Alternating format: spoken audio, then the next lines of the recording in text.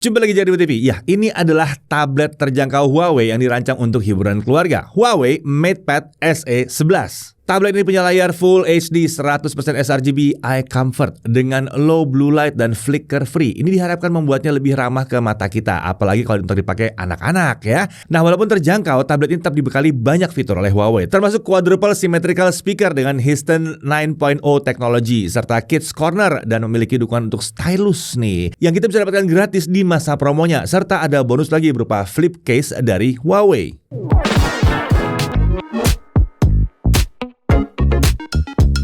Nah, tahun 2024 ini Huawei sudah menghadirkan beberapa tablet baru mereka ke Indonesia. Tapi untuk tablet terjangkau baru ada yang satu ini, Huawei MatePad SE11. Kita akan coba lihat apa yang ditawarkan Huawei di tablet ini, mulai dari paket penjualannya. Di sini kita lihat ini adalah unit MatePad SE11-nya. Lalu ada charger 22,5 watt. Jadi ya, ada chargernya di sini. Dan ada juga kabel USB-C. Paket dokumen juga ada di sini. Selain itu, kita juga bisa berkesempatan mendapatkan bonus stylus Huawei M Pen Lite serta flip cover gratis di masa promonya. Dengan flip cover ini, jadi tabletnya punya stand, jadi bisa berdiri seperti ini. Nah, untuk desain, secara umum desain dari tablet Huawei ini terlihat simple dan minimalis dengan finishing matte yang terlihat premium di sini. Huawei menyebutkan bahwa tampilan dari MatePad SE11 ini menggunakan unibody design yang menggunakan material 5 series aluminium alloy. Huawei mengatakan bahwa bahan yang digunakan ini mampu membuat tablet ini tidak mudah mengalami deformasi atau bengkok-bengkok. Selain buat bodinya jadi solid dan kokoh, bahan aluminium alloy ini juga membuat tablet ini terasa ringan. Bobotnya dari kisaran 472 gram. Selain itu, bodinya juga tipis di kisaran 6,9 mm saja. Nah, kita beralih ke bagian sisi-sisi dengan orientasi landscape ya. Di kanan ada 2 buah grill speaker dan port USB Type-C. Di atas ada lubang mikrofon dan volume up and down. Lalu di kiri ada power button dan 2 buah grill speaker lagi. Di bawah ini kosong ya. Jadi total ada 4 speaker di sini dengan kualitas suara yang mencukupi untuk kelas harganya. Separasinya udah oke, bassnya lumayan berasa dan suaranya juga lumayan lantang. Nah, untuk audionya, tablet ini dilengkapi dengan Histon 9.0 sound dari Huawei yang diklaim bisa menghasilkan suara yang ultra bass, clear voice, dan better treble. Untuk menggunakan fitur ini, kita perlu menghubungkan si tablet dengan earphone terlebih dahulu tentunya. Beralih ke belakang, ini adalah kamera utama 8 megapiksel, bukaannya f2.0 ya, ini autofocus di sini. Perekaman video sampai dengan 1080p 30 fps. Lalu kita balik ke arah depan, ini adalah kamera selfie atau kamera depannya 5 megapiksel f2.2, ini fix focus. Perekamannya sampai 720p 30 fps saja. Untuk layar, ini adalah layar 11 inci IPS, resolusinya FHD+ 1920x1200 dengan screen to body ratio 85%. Refresh rate-nya 60 Hz. Layarnya diklaim memiliki brightness hingga 400 nits dan sudah 100% sRGB. Dari hasil pengujian kami, memang kecerahannya bisa mencapai bahkan 434 nits. Sementara untuk gamut coveragenya ada di 96,2% sRGB dengan volume di 100,2% sRGB. Jadi klaimnya terbukti di sini.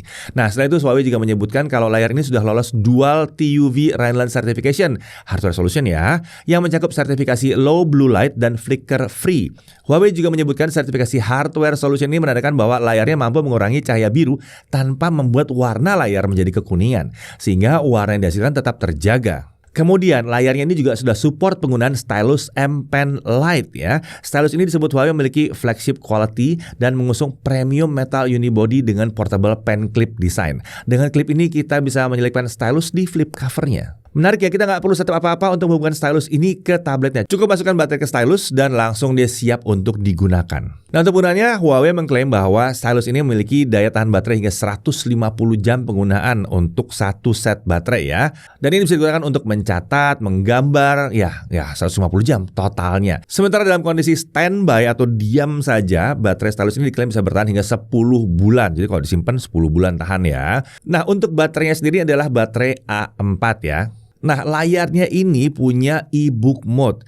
Ini bisa mengubah tampilan layar jadi grayscale. Nah, fitur ini bisa kita akses melalui menu quick settings yang ada di tabletnya. Menurut Huawei, ini fitur yang cocok untuk digunakan saat kita lagi baca buku atau mungkin komik kalau yang hitam putih ya. Kalau buku jelas enak, karena teks semua kan, jadi nggak usah terlalu banyak macam-macam warna lah. Nah, selain e-book mode tadi, tablet ini juga hadir dengan beragam fitur penunjang lainnya seperti multiple template and handwriting search. Ini adalah satu fitur yang hadir di aplikasi Note dari Huawei, di mana fitur ini akan menghadirkan berbagai template yang dapat kita gunakan seperti template basic dengan garis-garis layaknya sebuah buku. Lalu ada music steps untuk tangga nada ya, hingga to-do list untuk membuat daftar kegiatan kita. Lalu ada juga handwriting search yang bisa mencari tulisan tangan kita. Dengan begitu kita bisa dengan mudah mencari catatan kita meskipun lupa dengan nama filenya. Lalu ada auto shape and line correction, masih di aplikasi Notes nih ya. Di sini ada fitur yang bisa memudahkan kita dalam membuat objek seperti garis, persegi, lingkaran, bintang gitu ya. Caranya ya kita gambar aja dulu objek yang kita inginkan, nanti setelah selesai stylusnya jangan langsung diangkat, tapi kita hold dulu sebentar sekitar 2 detik. Nah, setelah itu objeknya akan otomatis dikoreksi oleh si aplikasi ini.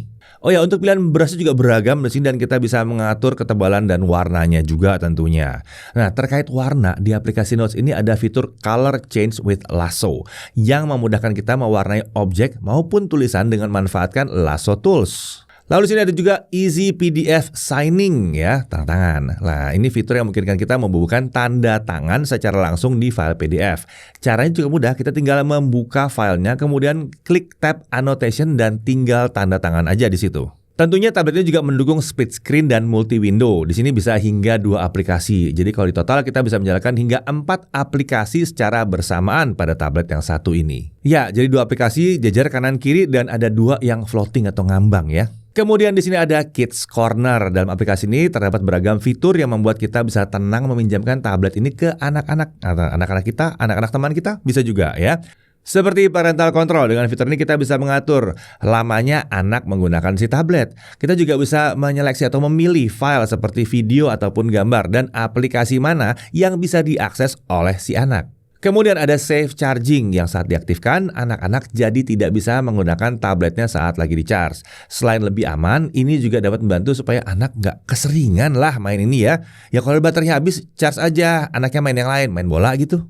Lalu ada multiple protection untuk keamanan dan kenyamanan anak selama menggunakan tablet ini. Contohnya seperti ada blue light filter, ada brightness alert, ada bumpy road alert, ada e-book mode, dan ada posture alert. Untuk posture alert ya, namanya juga postur ya, postur tubuh ya. Jadi ini adalah fitur yang akan mengingatkan si anak supaya dia pada saat pakai tabletnya itu posisinya baik dan benar.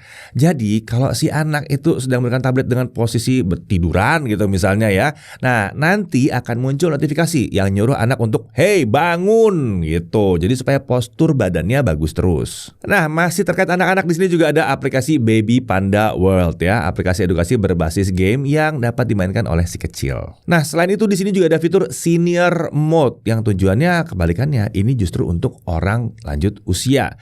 Dengan fitur ini tampilan layar dapat diperbesar sehingga memudahkan orang lanjut usia untuk menggunakan tablet ini. Kemudian untuk aplikasi dari Google seperti YouTube misalnya, Huawei menyebutkan kalau itu bisa diinstalasi pakai App Gallery.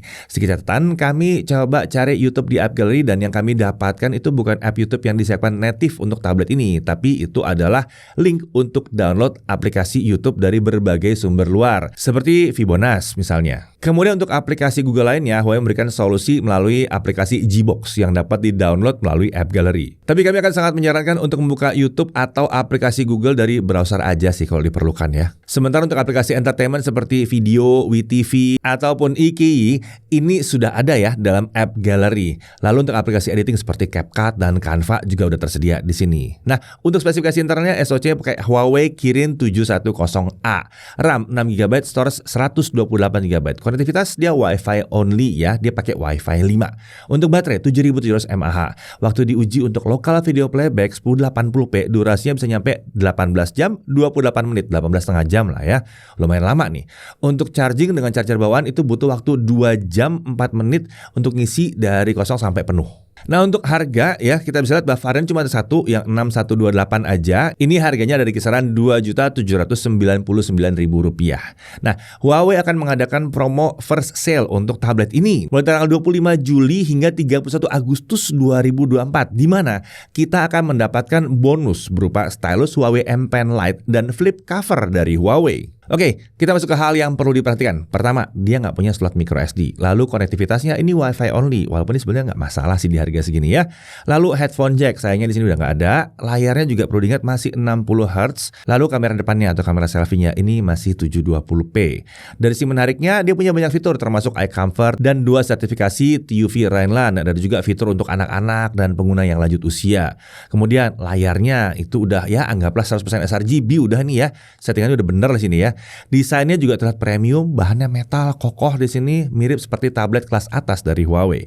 Speakernya udah terbilang oke untuk kelas harganya. Lalu dia bisa multi window, bahkan bisa sampai 4 aplikasi sekaligus tampil di layarnya ya. Lalu dia udah support penggunaan stylus, bahkan stylus ini juga didapatkan gratis di masa promo. Iya, ini stylus khusus, bukan stylus yang itu ya, bukan stylus yang universal. Buat yang nanya ada palm rejection-nya, ada di sini palm rejection-nya. Mantap ya. Daya tahan baterainya juga tergolong bagus di sini. Nah, Huawei terlihat mencoba menghadirkan tablet yang bisa menjangkau lebih banyak orang di sini. Melihat harganya, MatePad SE 11 inch ini memang punya potensi untuk hal tersebut. Ini membuatnya bisa jadi pilihan, misalnya untuk orang tua yang mau membelikan anaknya tablet untuk belajar atau untuk hiburan. Lalu untuk yang sedang cari tablet untuk hiburan keluarga, ya tablet ini bisa jadi pilihan juga. Atau bisa juga untuk siapapun yang ingin punya perangkat modern dengan layar cukup besar dan harga yang terjangkau. Apalagi kalau dibeli di masa promo, kan dapat pennya sama dapat juga flip case-nya. Saya Didi Irfan, Jakarta TV.